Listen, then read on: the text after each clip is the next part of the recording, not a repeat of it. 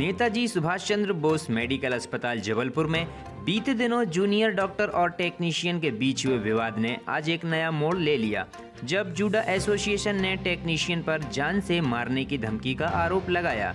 वहीं JUDA association का कहना है कि हम सभी जूनियर डॉक्टर्स हर धर्म, जाति व समाज के होकर भी केवल अपने मानव सेवा धर्म को निभाते हैं और हमारे बीच में कभी भी नस्लीय अथवा जाति भेदभाव की बात नहीं आती है। तो जो लोग हमारे इस सेवा धर्म के खिलाफ गलत संदेश लोगों तक पहुंचा रहे हैं, उन पर जल्द से जल्द कार्रवाई करना चाहिए। वहीं जब हमने सैंपल लेकर गए परिजनों से बात की तो यह बात निकलकर सामने आई कि परिजनों के सामने ही टेक्नीशियन ने जूनियर डॉक्टर से पहले अभद्रता की और हाथापाई करते हुए जान से मारने की धमकी भी दी। जबलपुर से सुनील सेन के साथ पुष्पेंद्र परिहार की रिपोर्ट। मेरा नाम वीरेंद्र कुमार साहू है और मेरा मरीज का नाम राम कुमार है। उनका ऑपरेशन 1 बजे करीब हो गया था। मेरे को मेरे जमा करने के लिए 1:30 बजे करीब इधर आया तो कोई साहब जो कि यहाँ नहीं मिले, तो लड़का मिला, उसको बोले तो बोलकर हमारा ये ऐसा काम नहीं है ड्यूटी करने का, वो बाद में आओ ऐसा बोला। हड्डी वाले डॉक्टर को फ़ोन किए कि सर जमा नहीं कर रहे, फिर साहब आए और फिर इधर वो लड़के को बोले तो बहस करने लगा, गाली आगे देने लगा साहब को कि जमा नहीं करता ऐसा वैसा। कौन बहस करने लगा? मुझे कॉलेज वाला लड़का है। अच्छा, और हड्डी वाले डॉक्टर कब आए थे आपके पास? उनको फ़ोन किया। हाँ, वो आए। आ गए वो?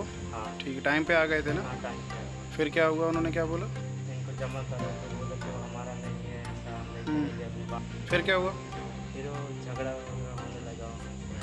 कौन झगड़ा करने लगा? वो लड़का साहब के साथ डॉक्टर के बात क्या झगड़ा करने लगा? हम लोग का ये मतलब ऐसा नहीं है देखने का काम, नहीं करते बाद में करते ऐसा चले का गाली देने लगा। कौन गाली देने लगा? लड़का। किसको? डॉक्टर हड्डी वाला। फिर क्या हुआ? कालर आलर पकड़ लिया डॉक्टर। कौन पकड़ लिया कॉलर? लड़का। किसका? हड्डी वाला। हड्डी वाले डॉक्टर साहब को पहचानते हो? कौन है? कौन है बताओ? ये है? हाँ ठीक है, ये अकेले आए थे उस टाइम? हाँ। इनके साथ में कोई और तो नहीं था? ये तुम दोनों ही थे ना? कोई और तो नहीं था जिसने उसके साथ लड़ाई की?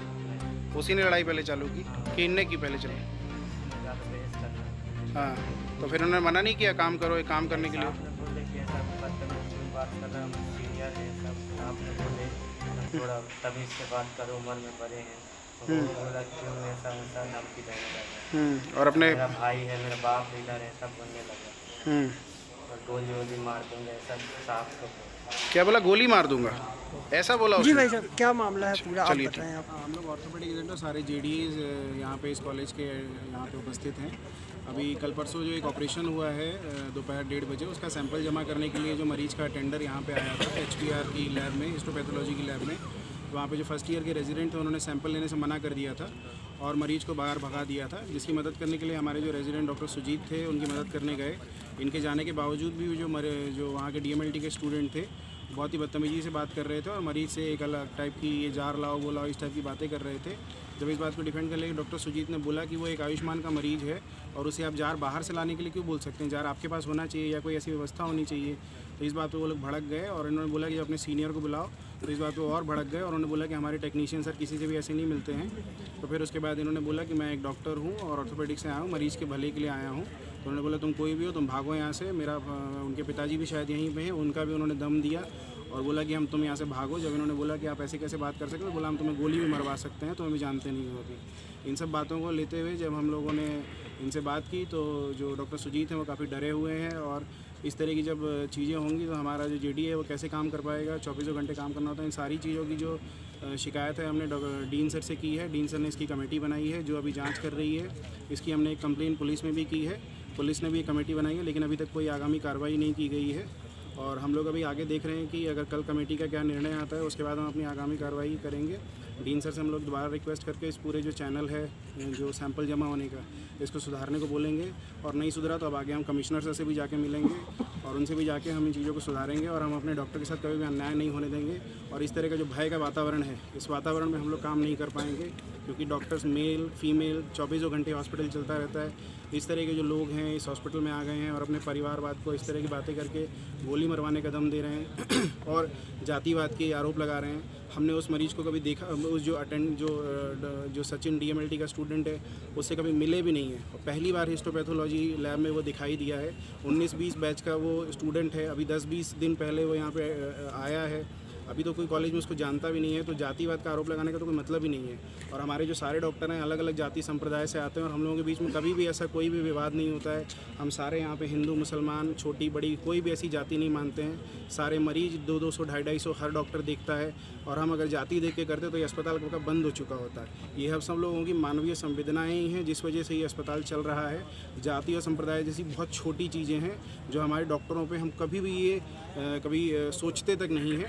और ऐसे ऐसे मरीज़ जिनका कोई अटेंडर तक नहीं होता है, टट्टी पेशाब साफ़ करने के लिए भी नहीं होता है, उसको भी हमारे जो डॉक्टर है दिन रात मिल के बिना खाना पीना खाए बिना नहाए अपना काम करते हैं और मेहनत करते हैं। उसके बाद ये लोग जो हैं इस तरीके के मारने और पीटने की धमकियाँ देते हैं। ये सब हम लोग बिल्कुल बर्दाश्त नहीं करेंगे और इस लड़ाई को हम यहीं कहीं बंद नहीं करेंगे। हम इसको सुधारने के लिए किसी भी हद तक जाएंगे। भाई साहब, इस तरीके की कई बार घटनाएं होती हैं, जैसे आप लोगों के पास इतनी व्यवस्थाएं होने के बाद फिर भी कहीं ना कहीं अटेंडर जो पेशेंट आते हैं बाहर के, कहीं ना कहीं आपको देखा जाता है कि आप स्वयं जाते हैं रिपोर्ट उठाने के लिए मरीज़ के साथ, लेकिन अटेंडर जो अपन ने प्राइवेट ठेके में दे के रखे हैं वो कभी उपस्थित नहीं रहते हैं। उसके लिए भी तो कहीं ना कहीं देखा जा रहा है लापरवाही। जी, मैं आपको बताना चाहूँगा कि एक नॉर्मल नर्सिंग होम जहाँ पे कि 4 डॉक्टर 3 टेक्नीशियन होते हैं, वो भी 50 से 100 बेड का हॉस्पिटल मैनेज कर रहे हैं। लेकिन यहाँ पे 30-40 DMLT के स्टूडेंट 1 साल के होके उनको जोड़ें तो सेकेंड ईयर 3rd ईयर के स्टूडेंट हो गए, फिर उसके बाद टेक्नीशियन हो गए, रेजिडेंट हो गए। 100, 150, 300, 400 लोगों का स्टाफ होने के बावजूद भी जो मरीज़ है वो दिन भर अपना सैंपल लेके यहाँ से वहाँ घूमता रहता है। सैंपल मिस हो जाता है, सैंपल ख़राब हो जाता है। जिस मरीज़ का सैंपल जमा करने जा रहे थे उस मरीज़ को कैंसर सस्पेक्ट किया जा रहा है। अगर उसका सैंपल जमा नहीं होता समय पे हमारे डॉक्टर सुजीत के द्वारा जा करके, तो उस मरीज़ का जो सैंपल था वो ख़राब हो सकता था और कैंसर जैसी गंभीर बीमारी बिना किसी जांच के रह जाती और फिर मरीज़ जो होता उसका इलाज नहीं हो पाता। और इस पूरी जो कमी है, इसका जो खामियाजा है वो किसी गरीब और दुखियारे मरीज़ को अपनी जान गंवा के देना पड़ता, जिसके लिए कि ये जो पूरा सिस्टम है उसको इसके लिए जल्दी से कोई ना कोई नया स्टेप उठाना चाहिए।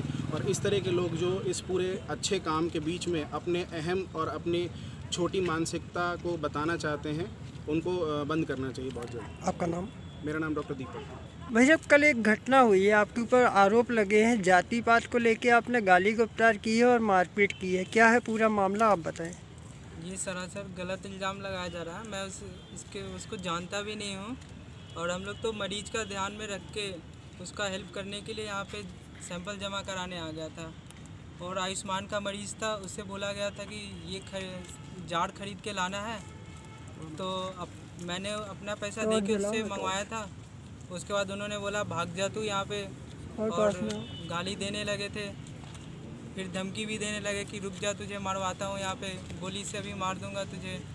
उसके पिताजी यहाँ पे कर्मचारी संघ में काम शामिल हैं और उनका संगठन में भी कुछ पहुंच है।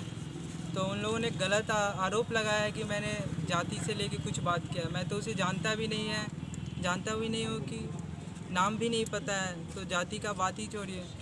आपको जान से मारने की धमकी दी गई, आपने इसकी शिकायत की कहीं?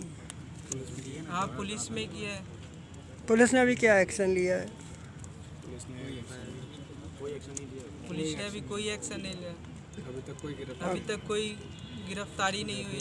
आपने वरिष्ठ अधिकारियों को आपके अस्पताल में बताया है? हाँ, डीन सर को बताया है। उसके लिए कमेटी भी संगठित की गई है। आपका नाम? मेरा नाम सुजीत कुमार हिमांशु है। क्या देखते हैं आप यहाँ पे? Orthopaedic resident.